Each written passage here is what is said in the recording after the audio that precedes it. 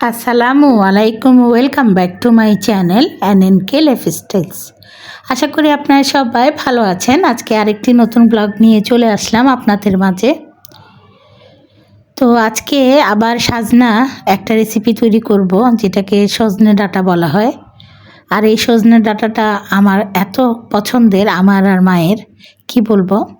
তো আজকেও কিন্তু বাজার থেকে মা একটা লাউ নিয়ে এসেছেন, সাথে কিছু সজনে ডাঁটা এনেছেন, সেই সাথে আরও টুকটাক ডিম, কাঁচামরিচ, শসা, আর মাছের মধ্যে নিয়ে এসেছেন চিংড়ি মাছ। তো বাজারগুলো গুছিয়ে তারপরে চিংড়ি মাছগুলো পরিষ্কার করে নিব। তো আজকে দুইটা রেসিপি করব। চিংড়ি মাছ ভাজা করব মশলা দিয়ে, সেই সাথে মসুর ডাল, টমেটো দিয়ে সজনে ডাঁটা দিয়ে রান্না করব। এই দুইটা রান্নাই করব, এই দুইটা রেসিপি আজকে রান্না করব। তো আপনাদের সাথে শেয়ারও করব। আর রোজা রমজান মাসে বেশি তরকারি রান্না করি না, সবজি তো তেমন একটা রান্না করতে চাই না, কারণ সবজি রান্না করলে তেমন একটা খাওয়া হয় না। লাউ নিয়ে এসেছেন মা। লাউ তরকারিটা একটু, যেহেতু এখন গরম পড়ছে, ঠান্ডা সবজি, লাউটা খেতে ভালোই লাগে। তো আজকে কিন্তু লাউ রান্না করব না, যেহেতু সজনে ডাঁটা আনা হয়েছে। তো মসুর ডাল দিয়ে সজনে ডাঁটা রান্না করব। তো প্রথমে কিন্তু আমি এই মসুর ডাল ধুয়ে তারপরে এখানে হলুদ, মরিচের গুঁড়া, হলুদের গুঁড়া অল্প অল্প দিয়ে, পেঁয়াজ কুচি, রসুন কুচি, কাঁচামরিচ দেইনি, এগুলো দিয়ে আর বসিয়ে দিলাম ডালটা, লবণ দেইনি। আর সজনে ডাঁটাগুলো ভালো মতো পরিষ্কার করে নিলাম, সেই সাথে একটা বড় সাইজের টমেটো কেটে রাখলাম। তো ডালটা যখন ফুটতে দিয়ে দিলাম আর কি, ডালটা যখন ভালো মতো বলক এসে তারপরে আঁচ কমিয়ে দেওয়ার পরে ঢেকে দিব। যখন ডালটা গলে যাবে তখন কিন্তু আমি সজনে ডাঁটাটা দিব। তো এই ফাঁকে আমি চিংড়ি মাছগুলো ভালো মতো পরিষ্কার করে ধুয়ে, আর এখানে আমি পেঁয়াজ রসুন বাটা, তারপরে হলুদের গুঁড়া, মরিচের গুঁড়া, ধনিয়ার গুঁড়া, জিরার গুঁড়া, লবণ, এগুলো দিয়েই মাখিয়ে রাখলাম। আর বেশ কিছু পেঁয়াজ কুচি করে রাখলাম, সাথে কিছু ধনিয়া পাতা আর কাঁচামরিচও কুচি করে রাখলাম। এটা আমি একটু আর কি মাছটা ভাজা করব, তবে একটু অন্য প্রসেসে করব, ভুনা করব না। ভুনা করলে দেখা যায় কেউ খেতে চায় না। তো সব কিছু কেটে আমি নিয়ে নিলাম। তো এক চুলাতে তো ডাল হচ্ছে, তো ভাবলাম অন্য চুলাতে চিংড়ি মাছ ভাজাটা করে ফেলি।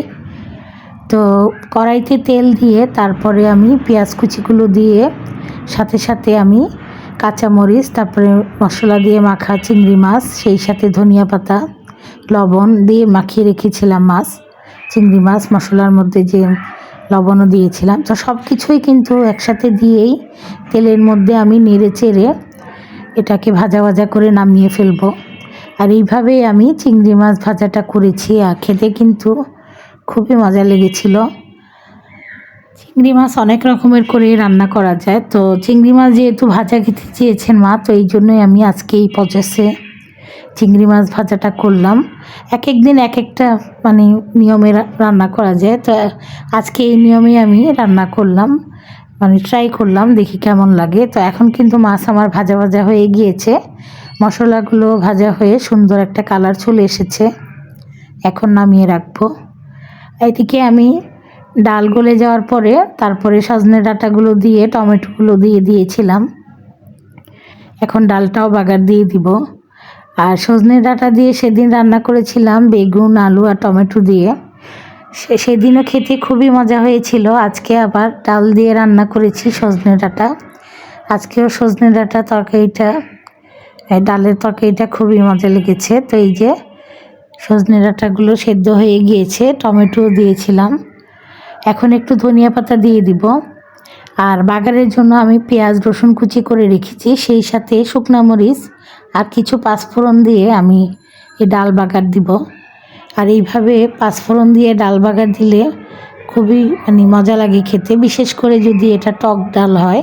তো এটা অতটা টক হয়নি, আমি একটা বড় সাইজের টমেটো দিয়েছিলাম, কিন্তু খেতে বেশ ভালোই লেগেছে। তো সজনে ডাঁটা দিয়ে ডালের এই রেসিপিটা আপনাদের সাথে একটু শেয়ার করলাম, আমার পছন্দের রেসিপি, সেই জন্য।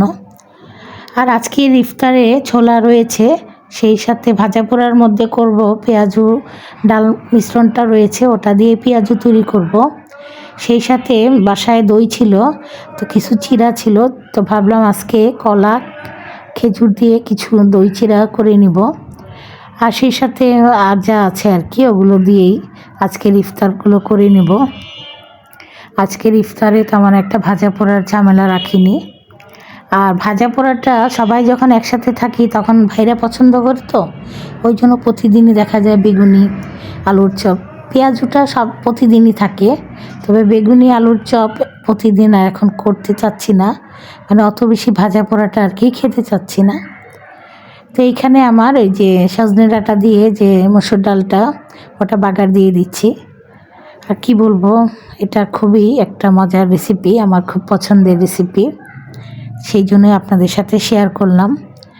তো আপনাদের কার কার এই সজনে ডাঁটা দিয়ে ডালের রেসিপিটা পছন্দ, চাইলে আমাকে কমেন্টস করে জানাতে পারেন।